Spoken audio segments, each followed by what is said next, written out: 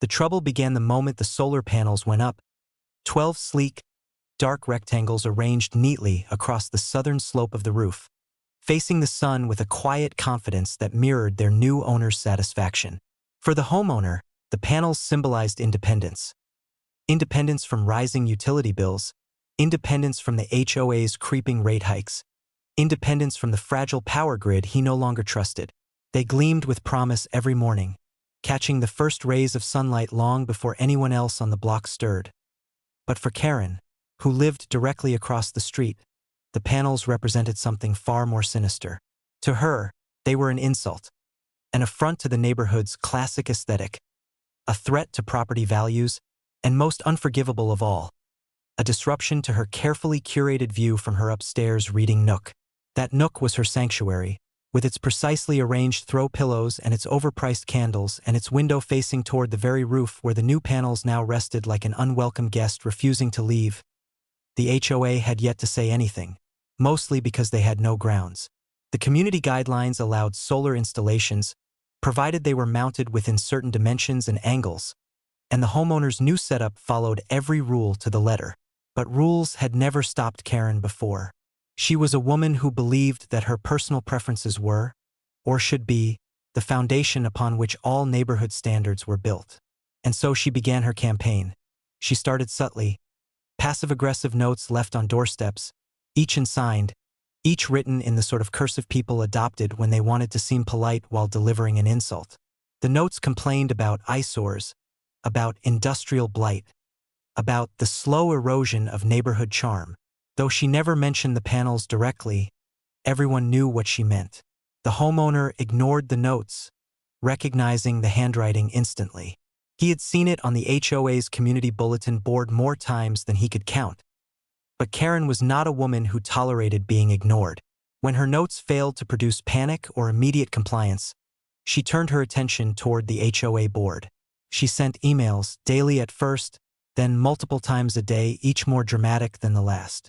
She described the panels as glare hazards, environmental threats, a dark stain on the tranquility of the community. She insisted they would cause drivers to crash their cars, children to trip on sidewalks, and birds to lose their sense of direction. She invoked safety regulations, property rights, and even emergency management protocols. When she exhausted the HOA board's patience, she printed her emails and hand-delivered them to each member's mailbox, highlighted in neon yellow. She also made sure everyone in the neighborhood knew what she thought. She approached dog walkers, joggers, delivery drivers, and anyone else who lingered too long within her line of sight. She described the panels with such theatrical flair that some newcomers initially believed a major construction project had taken place, or that a dangerous structure had been built. Yet whenever they saw the panels for themselves, a perfectly normal, standard solar installation, they were puzzled by her outrage. Still, Karen persisted. If anything, the lack of support fueled her conviction that she was the only one brave enough to say what needed to be said. She began staging what she called viewing sessions from her reading nook, inviting neighbors inside to witness firsthand how these monstrous slabs of metal tarnished the horizon.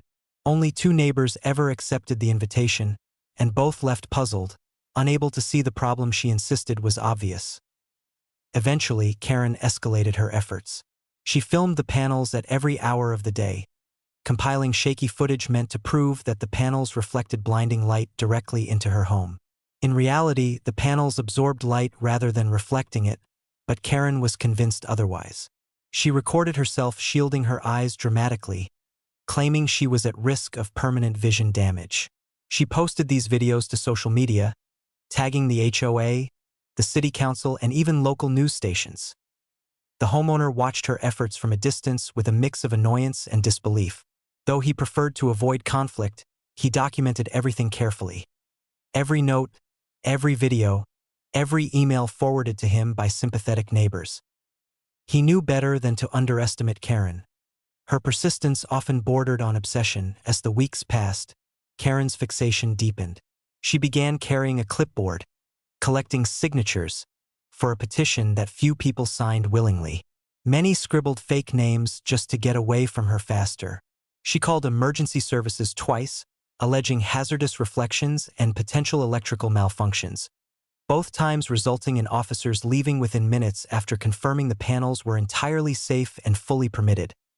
By the end of the month, the HOA finally relented, not because Karen had won them over, but because she had worn them down. Exhausted by the constant barrage of emails and safety concerns, the board scheduled a formal hearing.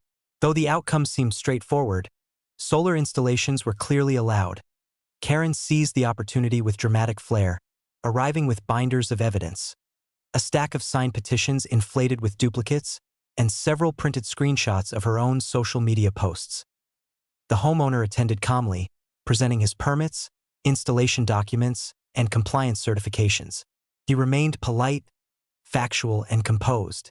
Karen, meanwhile, attempted to portray herself as a victim of a personal attack by the sun, the panels, and the universe itself. She insisted that her mental well-being had been compromised, that her reading nook had become unusable, and that her property value had been devastated. The board deliberated privately, then returned with a predictable conclusion. The installation was compliant, legal, and would not be removed. Karen was reminded that the HOA could not, and would not, override state laws protecting solar rights. Karen left the meeting trembling with rage. The homeowner returned home relieved, believing the conflict was finally over. But he underestimated the depth of Karen's resentment. Within days, she escalated further, now driven less by concern for aesthetics and more by a simmering desire for retaliation. She began leaving complaints on community forums, accusing him of creating environmental hazards. She placed anonymous calls reporting code violations that did not exist. She spread rumors that his wiring was faulty, that his panels attracted pests, that they were causing electrical interference with her home appliances. Her crusade had transformed into something personal. Yet as Karen poured her energy into her campaign, a different force quietly gathered in the background, one she could neither predict nor stop. Meteorologists began warning of an unusually strong storm system approaching the region, one expected to bring damaging winds and widespread outages. Neighbors prepared by stocking up on supplies and securing outdoor furniture. The homeowner scarcely worried. His solar panels were designed with storms in mind, and the backup battery system he had installed would keep his home powered even if the rest of the neighborhood went dark. Karen, however, had no such backup, and no idea how reliant she truly was on the grid she took for granted as the first gusts of wind rattled the neighborhood. Karen stood at her window, glaring at the panels through sheets of rain. She saw them as the cause of her misery, never imagining that soon she would depend on the very thing she despised. And as the storm intensified, the grid began to flicker. Then, with a sudden crack of distant thunder, the power went out. When the power failed, it happened with a brittle finality, the kind that made the air feel suddenly hollow. One moment, the neighborhood hummed with its usual chorus of appliances. Air conditioners breathing, refrigerators cycling, televisions murmuring behind closed doors. The next, a heavy quiet fell across the cul-de-sac, punctuated only by the steady rain hammering the roofs. Darkness pressed in, swallowing streetlights and porch lamps at once. The only illumination came from the sporadic pulses of lightning tearing jagged patterns across the sky. Inside his home, the solar-equipped homeowner barely reacted. He had known the outage was coming long before it arrived. The battery system sensed the disruption instantly and kicked in with the subtle, seamless hum he had grown familiar with since the installation. His lights flickered once, not even long enough to be considered a disruption before stabilizing. The refrigerator buzzed back to life, powered by the energy stored throughout the day.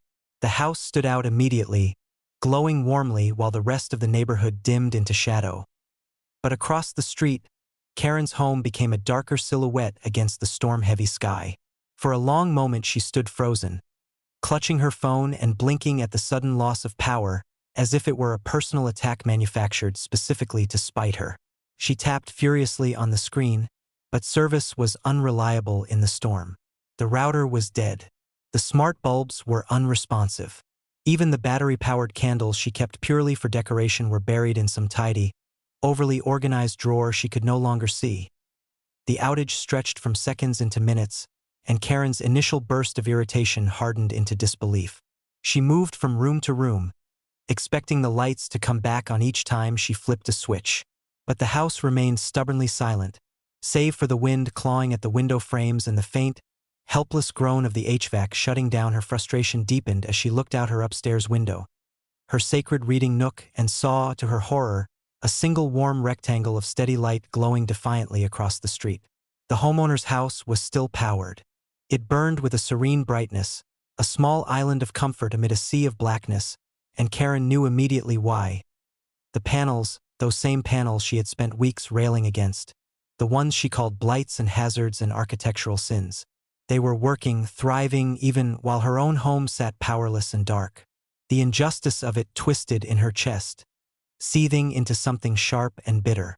It didn't matter to her that she had brought much of the conflict upon herself. In her mind, this moment was the height of cosmic unfairness. Outside, the storm intensified. Wind whipped against the siding with a violence that made the walls tremble. Rain battered the streets in heavy sheets, pooling across driveways and rushing down gutters already struggling to keep pace. The neighborhood, so meticulously manicured, so obsessively maintained under the watchful gaze of the HOA, began to look unrecognizable, almost feral under the weight of the weather. While most residents huddled inside, relying on flashlights, candles, or battery-powered lanterns, the homeowner took the outage as an opportunity. His windows glowed softly, revealing a home untouched by the storm's chaos. He settled into an armchair with a book and a mug of hot tea, comforted by the hum of the backup system carrying on as though nothing unusual was happening outside. If he ever wondered whether installing solar had been worth the cost and the effort, the storm provided an answer more satisfying than he could have predicted. But across the street, Karen was unraveling without her electronic comforts. The ambient playlists, the temperature-controlled environment, the soft glow lamps. Her pristine home felt increasingly cold and empty. She paced from room to room, alternately fuming at the situation and marveling at how quickly her routine had collapsed. The outage exposed a fragility she hadn't realized existed. Without power, her independence crumbled. Her home no longer obeyed her. It no longer served as a monument to her control. She looked again toward the glowing house across the road. Each time lightning flashed, the panels on the roof glinted slickly with rain, reflecting the storm's fury while continuing to feed the battery system without interruption. The sight felt like a provocation, an offense against the narrative she had clung to so desperately. And then the storm made things worse. A transformer somewhere near the edge of the neighborhood exploded in a burst of blue-white light, followed by a rolling thunder of metal and voltage. The sound echoed through the streets, shaking windows and sending a pulse of panic across the block. The outage, once localized, spread further. More homes fell into darkness. The grid failure deepened. Karen gasped at the noise, clutching the railing of her staircase as the shock reverberated through her. She could feel the temperature dropping in the house, the humidity creeping upward as the air conditioning remained lifeless. She tried calling the power company, but automated messages looped endlessly, citing high call volumes and long delays. She tried calling a neighbor, but no one answered. Many had already retreated into makeshift comfort. Blankets, candles, board games, and the fragile hope that the storm would pass soon. She had never felt so powerless, so cut off from the conveniences she assumed would always be there. Her frustration deepened into desperation. While the storm raged, the homeowner's street-facing windows continued to glow. To him, the lights meant normalcy. To Karen, they felt like mockery. She found herself fixating on the glow as though it were a taunt, a reminder that he had taken something she wanted to take from him. Her resentment, once fueled by irritation and petty aesthetic complaints, now morphed into something bordering envy as the hours crept on. The storm showed no signs of easing. Tree branches thrashed against rooftops, and distant alarms chirped faintly in the wind. All across the neighborhood, residents resigned themselves to waiting out the blackout. They knew that once the grid went down during a storm like this, crews would take hours, sometimes even days, to restore power. Karen had never endured an extended outage before. She had always bragged about living in a well-maintained, high-standard community shielded from such inconveniences. The idea that she, of all people, would be forced to sit in the dark was borderline unthinkable. The irony lingered bitterly in her throat at some point. She gathered flashlights, extra blankets, and a small battery-powered radio. But the more she tried to prepare, the more her frustration grew. Everywhere she turned, she was confronted by the glaring contrast between her darkened home and the single illuminated sanctuary across the street. And though she would never admit it, a realization gnawed at the edges of her thoughts. His preparedness, his independence, his solar panels, those panels she despised, were exactly what she lacked in this moment. The bitterness of that truth festered inside her. But the storm was far from finished with the neighborhood, and the night was far from over. As midnight approached and the winds reached their harshest fury, something else happened. Something that would push Karen from simmering resentment into a new, dangerous level of obsession. Because while she sat in the dark, hugging a blanket around her shoulders, she saw a shape outside her window. A neighbor trudged through the rain, making their way toward the illuminated home across the street. They were seeking power. Karen watched with disbelief, then outrage, as the homeowner welcomed them inside, and she realized something terrifyingly simple. If the storm continued, more people would follow, and she, the self-appointed guardian of the neighborhood's aesthetic, would be the only one left powerless in every possible way. As the storm dragged its heavy hours across the night, the neighborhood shifted from resignation to quiet survival. The rain hammered with a relentless cadence, and the wind howled between the houses like an unseen beast testing the strength of each structure. Most residents huddled under blankets, listening to battery-powered radios or watching the faint glow of dying flashlights. But eventually, word spread quietly, neighbor to neighbor, that one house still had light. One house still had warmth, power, and stability. And as desperation grew, so too did the stream of silhouettes braving the storm. It began with the neighbor Karen had seen crossing the street. A single figure hunched under a raincoat, clutching a small lantern whose dim beam cut through the darkness in trembling arcs. Then another family followed. Then another. Soon, through the sheets of rain, shapes appeared at intervals, neighbors trudging cautiously toward the sole beacon of comfort, guided by the unmistakable glow of a home that still functioned normally. Inside, the homeowner made no spectacle of his preparedness. He opened his door without hesitation, offering towels, warm drinks, and a place to wait out the worst. His living room filled gradually with damp jackets, shivering hands, and whispered thanks. Children gathered around battery-powered games while adults shared updates about fallen branches, blocked roads, and the stubborn silence from the power company. The rhythm of a small community began to form. Comfort amid chaos, solidarity amid the storm. Across the street, Karen watched the scene unfold with growing dread. Her resentment had long simmered, but now it reached a fevered pitch.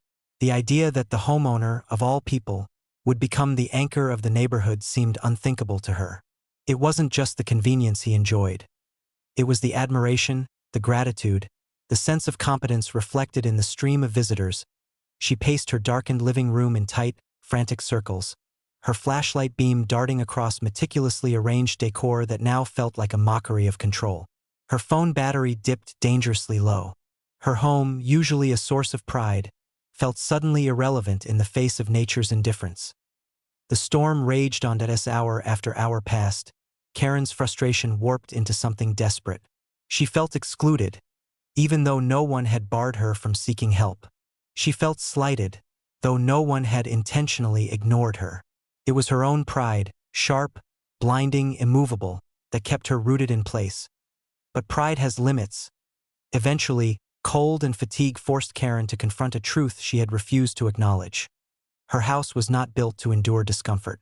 The silence of powerless appliances became oppressive. The dark corners of her once immaculate rooms seemed to press in, mocking her inability to cope without the conveniences she'd always relied on. She fumbled with blankets, brewing resentment not just toward the homeowner, but toward the storm itself, the grid, and the fragile illusion of control she had maintained for so long. Finally, when another tremor of wind rattled her window frames and her flashlight flickered to near death, she made a decision she had resisted all night. She would cross the street. But Karen could not simply walk over in humility. As she stepped into the storm, she wrapped her coat tightly around herself and lifted her chin, as if bracing against not just the rain but the indignity of needing help. Water soaked through her shoes with every step. Wind whipped at her hair, Her walkway, normally a pristine path bordered by trimmed hedges, was now cluttered with fallen leaves and small branches. Every flaw irritated her, even in her desperation. By the time she reached the sidewalk, her flashlight gave out completely. Darkness swallowed her, leaving only the faint golden glow of the house across the street to guide her. It felt impossibly far. The storm seemed to rage harder around her, as if mocking her reluctance. When she reached the homeowner's driveway, she paused, shivering and drenched, staring at the warmly lit windows. Through the curtains, she could see neighbors gathered, talking softly, sipping warm drinks, finding comfort amid the turmoil. And then she saw him. The homeowner moved calmly through the room, checking on guests, offering spare blankets, tending to the backup system with practiced ease. His presence radiated competence and steadiness, qualities Karen had never acknowledged he possessed. The sight infuriated her, and yet a part of her, a small, rational part buried beneath layers of self-importance, knew he was the one person who could offer her relief from the dark, cold uncertainty of her own house. But before she could lift her hand to knock, she hesitated. Inside, neighbors were laughing softly, sharing stories, expressing gratitude. They looked comfortable. They looked safe. Karen wasn't used to approaching others without control or authority. She felt small, exposed. Her campaign against the homeowner suddenly seemed childish in comparison to the storm's power. The panels she had condemned so confidently were now the only thing keeping dozens of neighbors comfortable. Lightning flashed overhead, illuminating the drenched figure she had become. A stark contrast to the polished image she always maintained. For a moment, she considered turning back. But another burst of freezing wind pushed against her, stealing her breath, and the last of her fight crumbled. She knocked. The warmth that spilled out when the door opened felt like a physical force. Heat washed over her, mingling with a wave of embarrassment she could no longer suppress.